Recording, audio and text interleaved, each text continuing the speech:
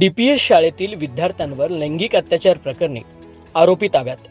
Nerul सिवूडमधील Delhi public स्कूलमध्ये एका शालेय विद्यार्थ्यावर लैंगिक अत्याचार केल्याची घटना घडली होती. शाळेच्याच बस चालकानं विद्यार्थ्यावर अत्याचार केला असल्यानं पालकांकडून संताप व्यक्त होत होता.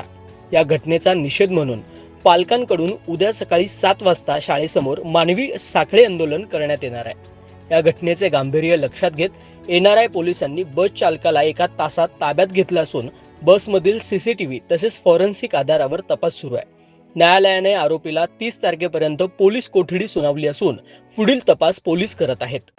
एनआरआय पोलीस स्टेशनमध्ये 184/225 पॉक्सोच्या अंतर्गत गुन्हा दाखल आहे. याच्यामध्ये शाळेतील विद्यार्थ्यांनी त्या स्कूल बसच्या चालकाने मुलाच्या पार्श्वभूमीवर पेन्सिल टोचल्याची तक्रार प्राप्त झालेली होती.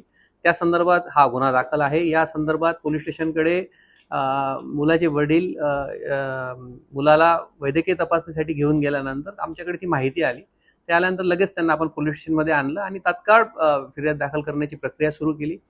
त्या दरम्यानच या संदर्भातला संशयित जो व्यक्ती होता त्याची माहिती घेतली आणि त्याला एका तासाच्या आत पोलीस स्टेशनला आपण आणलं आणि त्यानंतर फिर्याद दाखल झाली. त्यानंतर गुन्ह्यामध्ये त्याला अरेस्ट करण्यात आली आणि 30 तारखेपर्यंत त्याचा PCR आहे.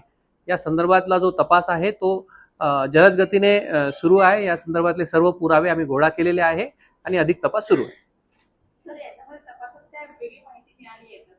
सध्या आम्ही आरोपीला अटक केलेला आहे आणि तपासाच्या ज्या अनुषंगाने जे काही घटना आहे, सीसीटीव्ही फुटेजेस आहे, या व्यतिरिक्त बाकी साक्षीदार आहे यांचे बयान घेऊन त्याचं अनालिसिस सुरू आहे.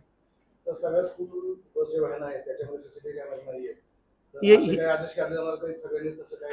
ही जी पर्टिक्युलर व्हॅन ज्या ठिकाणी ज्याच्या संदर्भात ही घटना घडल्याची सांगितलेलं आहे याच्यामध्ये 2 सीसीटीव्ही आतमध्ये इन्स्टॉल्ड आहे. बाकीच्या व्हॅनमध्ये सीसीटीव्ही नाहीत, असेच व्हॅन चालवतात, त्यांना काय आदेश काढले जाणार? ऑलरेडी या संदर्भात स्पष्ट सूचना आहे. त्यामुळं ज्या काही शासनाने या संदर्भात निर्देश दिलेले आहेत त्या सर्व निर्देशाचे पालन सर्व शाळा प्रशासनाने करावं. या संदर्भात पुन्हा एकदा नवीन सर्वांना विनंती करण्यात येणार.